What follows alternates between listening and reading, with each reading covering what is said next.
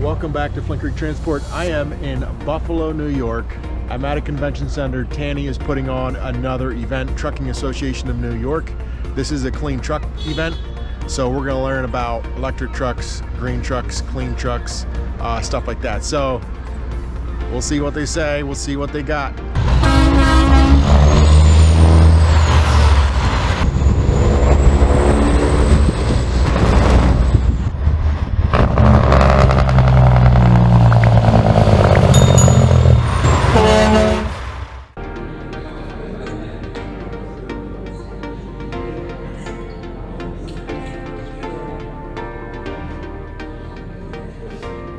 Well guys, quite an interesting day. I tell you, electrification unfortunately is coming. It is getting not just pushed, not just thought about, it is literally getting forced. So crazy stuff coming down the pipeline, but kind of scary. You know, as a fleet owner, kind of scary in how do you navigate the future. There's a key thing that for us makes me feel a little bit better, is that fleets that are over 50 trucks have to comply a lot quicker than fleets under. So we can still fly under the radar for quite a while yet, but they are definitely getting hit the worst. So the bigger fleets are the ones that are getting hit, I'd say, again, a lot harder. And I'll talk more of that later. So here at this event, if you remember Kendra Hems, she's the president of Tanny. She has done a great job again of getting people out, speakers and things like that together for this event. It's been great, just a lot to learn, a lot to take in. And there is also some vehicles here that are on display that we can check out. We can also drive. I know we can drive some of them. I didn't get to drive any of them yet, but I will hopefully this afternoon. I'll give you a quick look at some of these vehicles that are here. Starting off, I'm going to start off with Peterbilt. Here goes.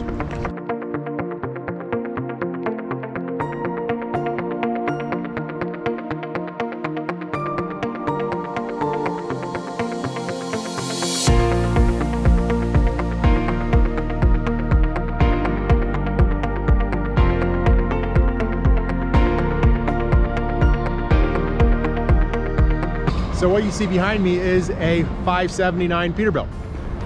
This truck is fully electric. I know basically nothing about this truck.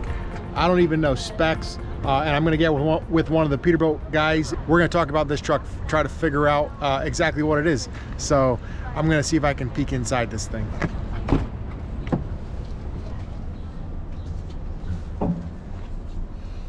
So inside, this looks just a lot more like a regular diesel truck.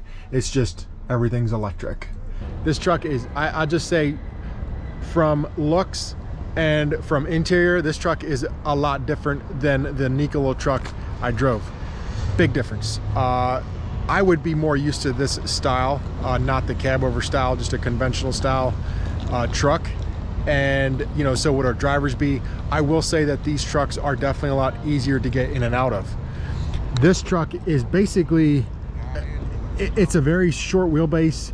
The only thing that I can see really where batteries are is right here in the side. You know, different manufacturers are going to put them in different spots, but on each side here of the truck, I think is where the batteries are. The suspension, you know, some of that stuff looks similar to some of the Peterbilt trucks that we have. Obviously, you got an electric motor there and there. So it looks like PACCAR chose to put their motors, electric motors, here right in front of the pumpkin, or there's actually two. It looks like one right here and one up there. So very basic, looks like somewhat of a basic design. This is something that I'd love to get out and test. I want to find out the range, things like that. So I'm gonna see, I kind of snuck out here while there is stuff going on, a class going on, and I was like, I'm just gonna check these trucks out and try to show you guys a little bit without so many people around. So that's kind of why there's no one else out here right now. Let's take a quick look at some of these other trucks that are here, and then I'm gonna see if I can't find one of the Peterbilt guys and we'll go over this truck. So these are the only 2 trucks that Peterbilt has here. This cab over, this would be utilized more in like just a box truck application. Even Chevy is here. This one's electric.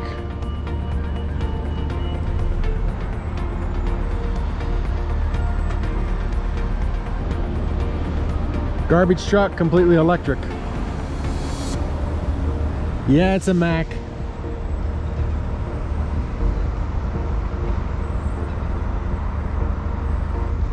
And then they got a yard tractor.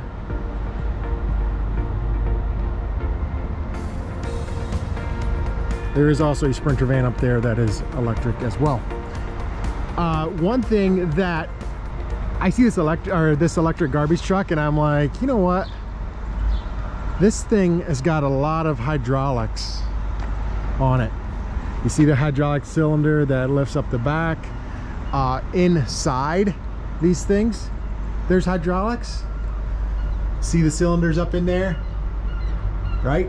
And then back here to lift the canister, there's also hydraulics. To unload this truck is also going to take hydraulics.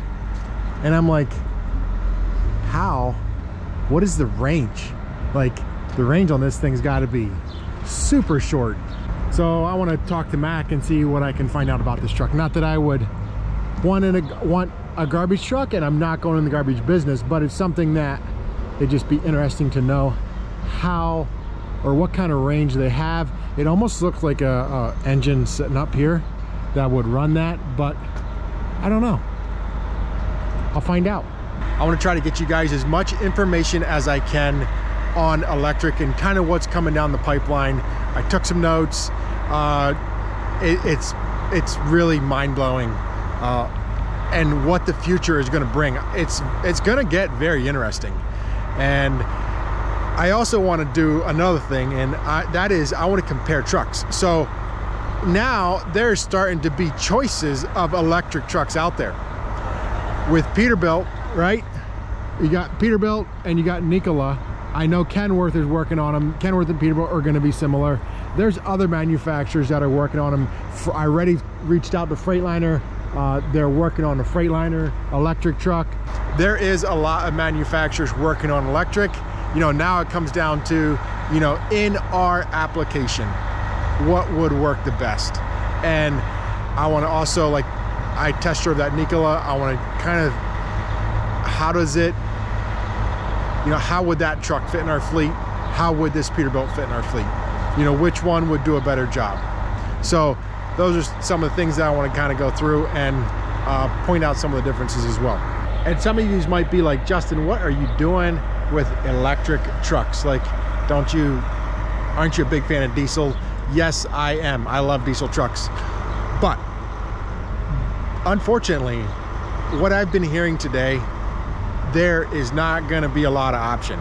Yes, we're still years away, but they are actually making laws that are so crazy, you're going to be forced into buying an electric truck. Especially these bigger fleets. After 2024 in California, after 2025 in New York, all new registered trucks need to be 100% electric. It's crazy, absolutely crazy.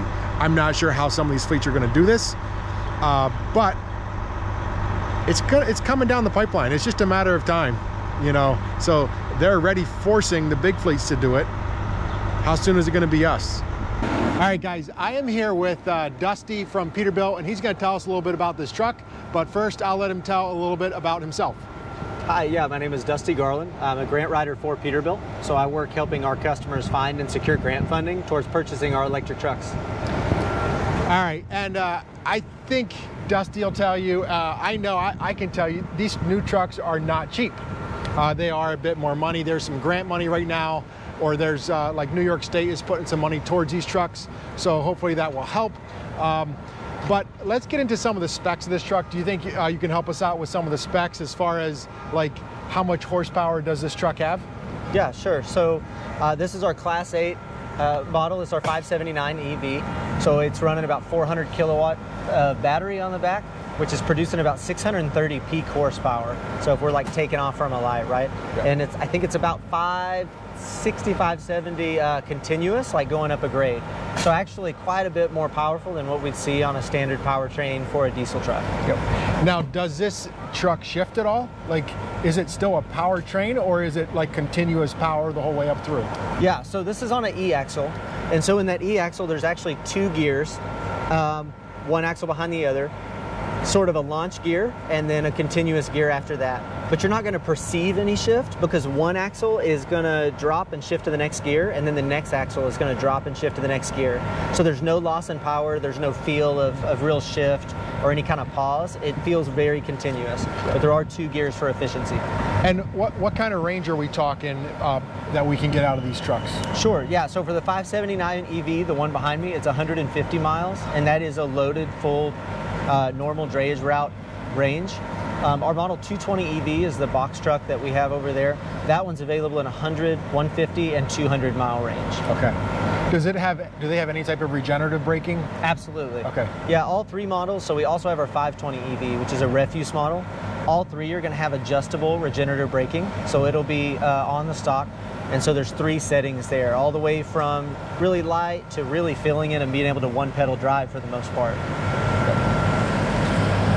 As far as when these trucks are getting built, like, are you guys building trucks now for delivery? Like this truck here, is this truck sold?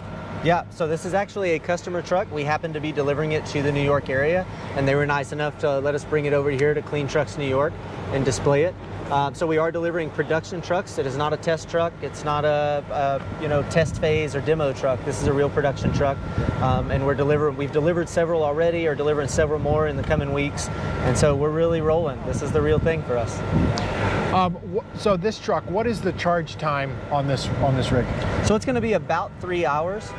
So we're going to charge up close to 130, 140 kilowatts an hour, and so with a 400 kilowatt battery pack, that's going to get us about 3 hours for usable state of charge. All right. And where are these trucks getting built? Yeah, so this one right here is built in Denton, Texas at our Peterbilt facility. Same place that our other Class 8 trucks are rolling off the line. These are rolling off the line too. Interesting. I don't know. I think the future is definitely like, the push from New York State, from California, and even other states we saw are adopting to California.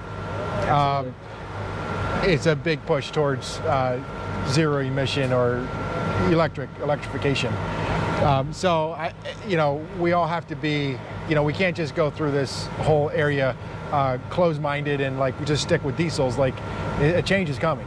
Yeah, absolutely. And that's where it's scary, and that's why I'm at this event today, is just to kind of learn what is coming down the pipeline. Sure. So, well, thanks a lot, Dusty, for sharing and telling us about this EV truck, and hopefully we can get one of these trucks into our fleet and try one out or test one out for a little bit. Yeah, I'd love it. Let me know however I can help. We have on Peterbilt.com, there's actually a grant funding page that'll show you all the available programs in the U.S., and then I upkeep that page. So anything we can do to help and help fleets move along, partnerships in the infrastructure space, grant space. PACCAR Parts actually sells PACCAR branded chargers, so any piece of it we can help with, glad to do it. Cool. Can I test drive this truck? You can ride in it. Do you have a CDL? I do. You can drive it. Okay. Let's see if we can take it on a drive. All right. Thanks, Dusty. Cool, man. Yeah. All right, guys. That was really cool, Dusty, to tell us about this truck. This truck is actually fairly impressive because it's hard enough going to electrification. This is the closest looking truck to like an electric truck that is like a normal truck. You could look at this truck, and if you weren't paying attention, you wouldn't know that it's an electric truck. I kind of like that. The switch doesn't seem as big. Here you can see it where the engine's supposed to be is a bunch of, I don't know what all is in there, air compressor, some fans and this and that, cooling, I'm sure. And then, yeah, the tire size on these trucks are just the same. The range on this compared to the Nikola is definitely less, but the way it made it sound is like, you can just stack batteries, you can have more batteries and get a longer range. Peterbilt is working on that, but they don't have any, I don't think yet anyway, any capable trucks that are going 300-400 miles. One thing that is unique that I find, like, as I look at these electric trucks, you know, you find out more and more, everybody does it a little bit different. Here, it looks like Peterbilt put their motors here on the axles. There's two here instead of, or sorry, in front of the, they call it like an E-axle, I guess. So, whereas Nikola had their motors, I think, on the wheel ends. So, a little bit different. I don't know why they're different, if one's better than another, but I'm sure in 5 years from now, they'll probably be, you know, you'll be able to say, oh, this is way better. The other thing is the tire size on these trucks are identical, whereas the Nikola had to have heavier tires because it was a heavier truck. But obviously your range could go 330 miles or whatever it was.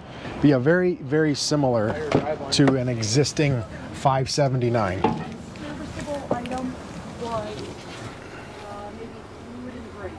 So this truck I really want to drive. I don't know if I'm going to have time to drive it today, but at some point I want to see how it drives compared to a Nikola truck. All right, guys, so I'm getting ready to drive this Peterbilt truck. We're going to take it on a little loop and see how it runs. So it's going to be real similar. You're going to turn it on, let it cycle just like a normal truck. You'll hear the ABS just click, click, click. And then you're going to hold it as if you're going to crank it. You'll hear a fan kick on. And that's it. And then you'll see everything activate.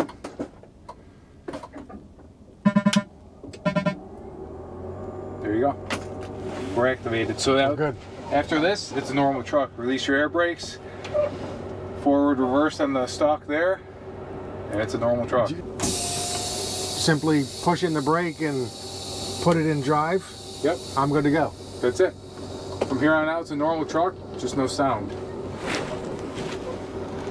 Which way do we go here? Make it right. We're just going to go around the block. All right-hand turns.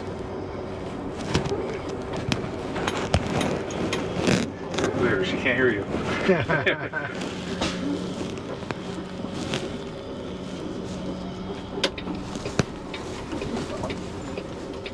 So say you were to run at night, does that decrease the range because headlights and all that? No, no, that stuff's negligible. Same thing with air conditioning, heat, all that.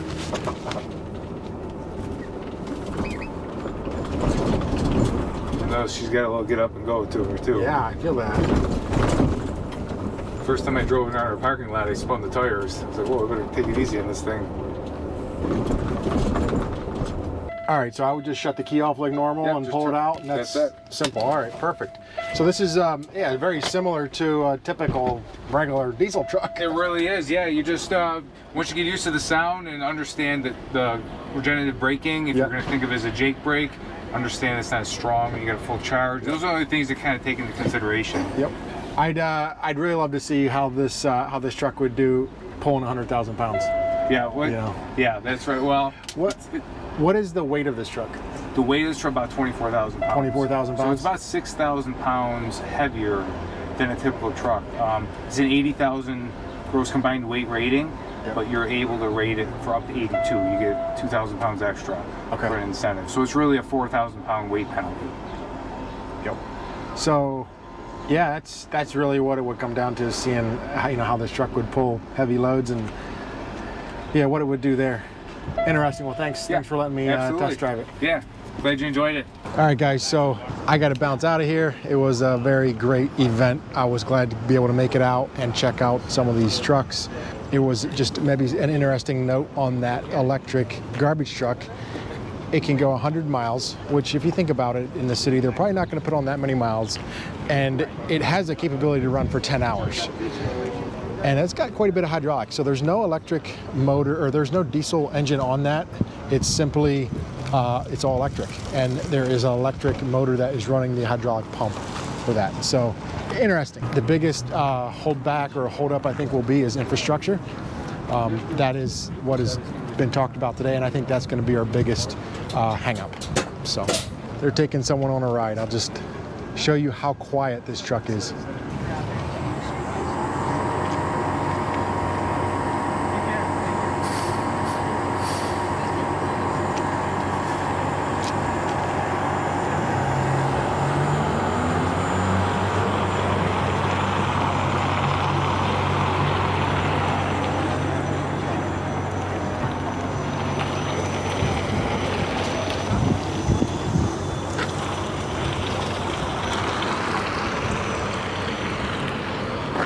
And one thing I will say, yeah, guys, that truck, it was a little different feel than the Nikola truck.